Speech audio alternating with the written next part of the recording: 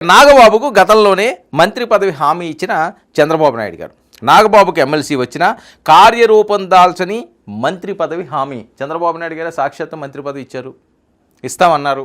ఆయన అయిపోయాడు మంత్రి అనుకున్నారు. ఏ శాఖ ఇస్తారు అని. పవన్ కళ్యాణ్ గారిలో ఉన్న శాఖల్లో పలు శాఖల్లో ఒక శాఖను తీసి ఆయనకి ఇస్తారు, లేకపోతే ఆయన్ని ఎక్కడికో పంపించేస్తారు, లోక్సభకి ఏదో చేస్తారు. ఇలాంటివి చాలా వచ్చినాయి. చిరంజీవి గారికి గవర్నరు, చాలా వార్తలు హల్చల్ లేని. ఎందుకంటే మోడీ గారు పవన్ కళ్యాణ్ గారిని అంత ప్రేమిస్తున్నారు కాబట్టి, అంత ఇష్టపడుతున్నారు కాబట్టి ఏదైనా జరగవచ్చు. రాజు తలుచుకుంటే దెబ్బలు కరువేటన్నట్టుగా మోదీ గారు తలుచుకుంటే ఏం పదవి ఎవరికి రాదు, పల్లెల్లో పెట్టుకుంటూ వస్తుంది, బంగారు పల్లెల్లో. ఇక ఇప్పటికే జనసేన నుంచి 3 మంత్రుల్లో 2 కాపులు.